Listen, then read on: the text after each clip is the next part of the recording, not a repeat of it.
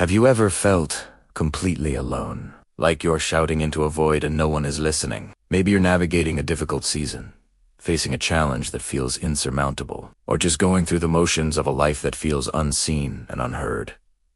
It's a heavy feeling, this sense of being forgotten. In a world with billions of people, it's easy to feel like just another face in the crowd, a tiny, insignificant speck in a vast universe. We post our lives online, hoping for a like, a comment, some form of validation that says, "I see you, you matter."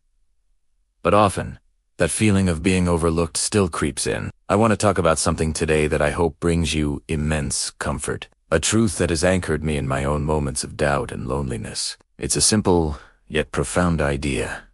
You are never forgotten by God. Not for a second.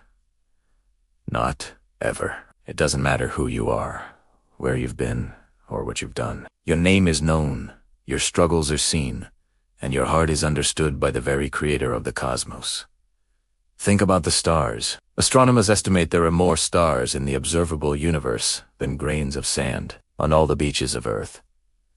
It's a number so vast, our minds can't truly comprehend it. Yet, we're told that God knows each one by name. If that level of attention is given to distant, burning balls of gas, how much more attention, how much more love and care is directed toward you? You, who were created with purpose, with unique gifts, with a story that only you can live. Life can be tough. There are days when the clouds roll in and the sun disappears. We might lose a job, go through a painful breakup, or grieve the loss of a loved one. We might be battling an illness, struggling with our mental health, or wrestling with a deep sense of purposelessness. In these moments, it's so easy to believe the lie that we've been abandoned, that our prayers are hitting a ceiling, that God has moved on to someone with bigger, more important problems. But that's not how it works.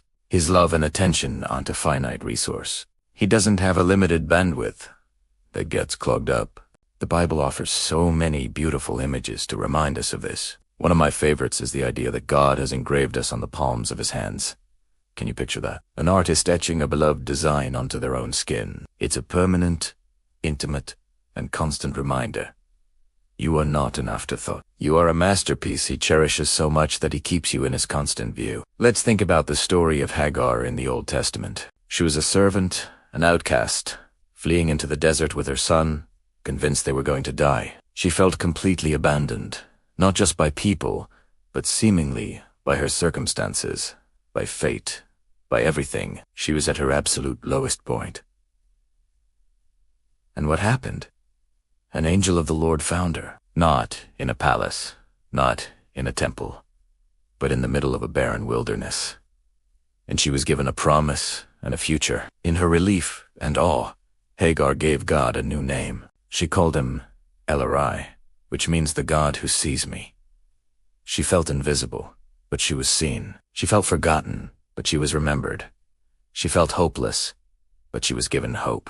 This is the same God who sees you today. He sees you when you're trying your best, but still falling short. He sees you when you're celebrating a small victory that no one else notices. He sees you when you're crying in your car, in your shower, or in the middle of the night when the world is quiet and your anxieties are loud. He is El-Roi, the God who sees you. Sometimes, we might not feel seen because we're looking for God in the wrong places. We expect a booming voice from the heavens or a dramatic, movie-like miracle. And while those things can happen, God often speaks in a whisper. He shows up in the kindness of a stranger, the beauty of a sunset, a song on the radio that speaks directly to your heart, or that sudden feeling of peace that washes over you for no apparent reason. He works through the people he places in our lives, the friend who calls right when you need them, the family member who offers a word of encouragement, or even the online creator whose message resonates with your soul. He hasn't forgotten the dreams you hold in your heart, even the ones you've given up on. He hasn't forgotten the promises you're clinging to. He hasn't forgotten the pain that you've been carrying for so long. His timing is not our timing, and that can be one of the hardest things to accept. We want answers now. We want relief now. But the process, the waiting, the journey itself is often where the most profound growth happens. It's in the waiting that our faith is refined, our character is strengthened, and our reliance on him deepens. Think of a shepherd with 100 sheep. If just one goes missing, what does he do? He leaves the 99 in the open country and goes after the lost sheep until he finds it. He doesn't say, "Oh well, 99 is a pretty good number. I'll just cut my losses." No, he relentlessly pursues that one lost sheep, because every single one matters. You are that one. If you feel lost, if you feel like you've wandered off the path and are too far gone, know that the Good Shepherd is looking for you. He's calling your name.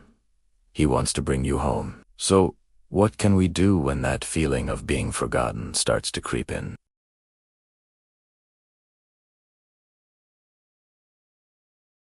Every day, write down 3 small things you're thankful for. It could be the taste of your morning coffee, a funny text from a friend, or the warmth of the sun. This simple practice trains your brain to look for the good, to see the small ways God is showing up for you every single day. Second, talk to Him.